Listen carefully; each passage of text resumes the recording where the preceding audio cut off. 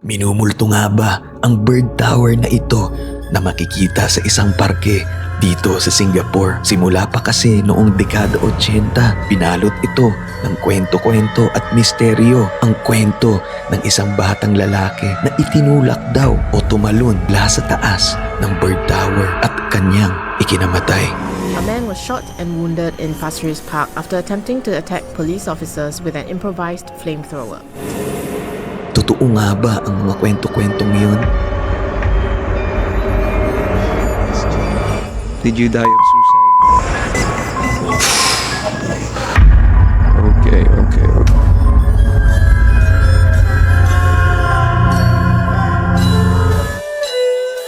Mga ka-hunted, welcome sa Singapore. Samahan niyo ako ngayong araw. Pupunta tayo ng Pasir Ris Park.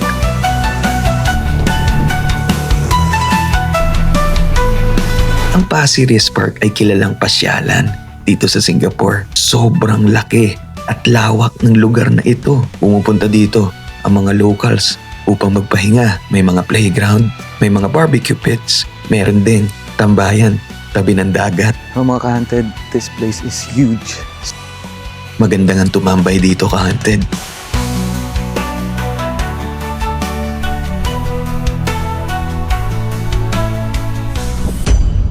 Mga ka-hunted, we have just reached our destination. Oof, look.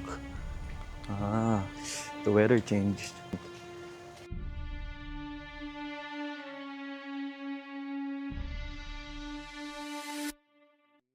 Narating na nga natin ang bird tower. Pinakiramdaman ko nga ang bird tower habang may araw pa. It's a high tower.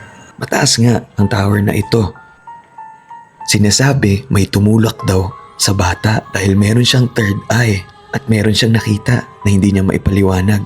Kaya sa sobrang takot, tumalon siya mula sa tuktok ng bird tower.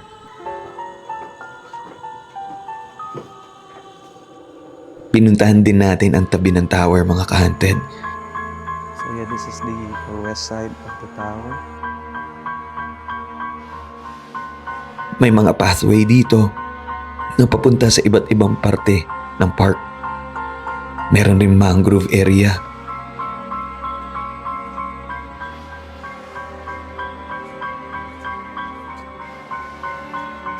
Where is this bridge leading? There will be a Habang bus stop. ako'y nag-iikot, may mga narinig ako mula sa mga grupo ng siklista.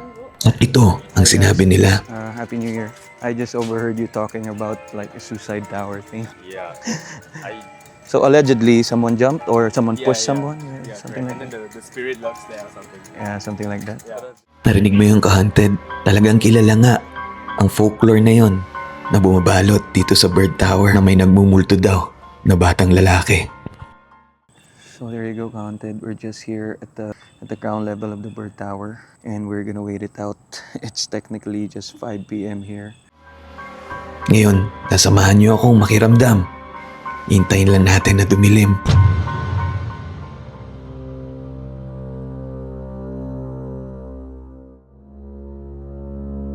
Ayan mga ka-hunted, halos wala na nga tao dito sa park. Dahan-dahan na natin babalikan yung tower. At mag-isa nating i-explore ang bird tower. So Haunted, we're almost near the entrance of the suicide tower, and as you can see, I'm all alone. So we have to be. Oops. What's that? Wow.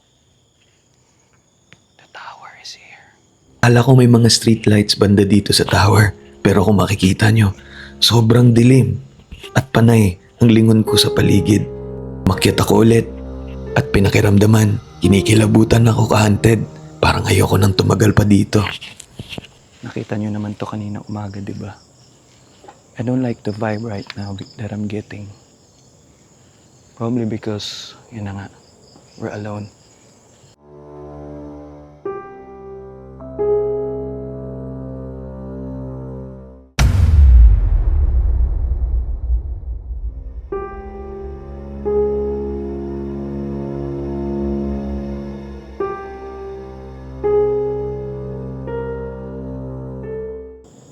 Are there any spirits here right now? Ooh. Something's up, guys. Something's up. Don't be scared. I will pray for you. You can see in our EMF, there is a temperature reader. If we select it, well, there you go. It suddenly had a reading.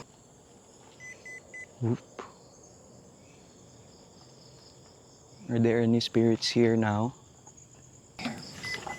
Ooh. Oh no. Okay. I think I can feel you as well. Are you the boy? Oh, okay. Okay, since you're the boy who died here, I mean you no harm. I mean you no disrespect. I'm just here to communicate, pray for you, that the Heavenly Father will guide you. So, you managed to get some readings. So we're gonna try our next tool, the ghost ball. Show your presence by touching this ball that I'm lighting at. Were you pushed by something evil here on this tower? If you are pushed by something evil before and fell to your death on this tower, can you show your presence by touching one of these gadgets?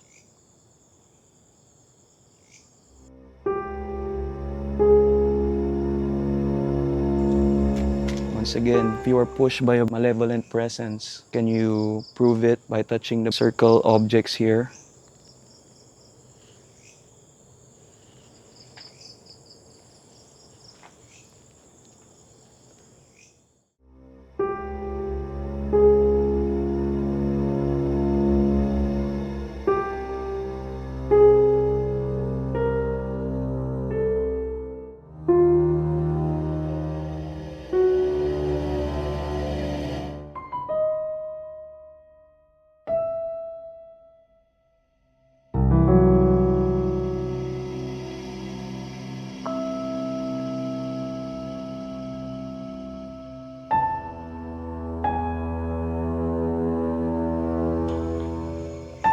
When you're inside these woods, I'm smelling jasmine, and they said that if you're ever smelling jasmine in these woods, in these areas, especially when you're alone, they said there might be a sign of the famous Pontianak. Sa mga hindi pa nakakaalam, yung Pontianak, yun yung aswang o vampira sa kanila dito. So nakaamoy ako ng amoy jasmine nung nandun ako sa loob. At dahil wala tayong masyadong peripheral vision ng buong area, I think it's time to bounce. Don't even know where I'm going.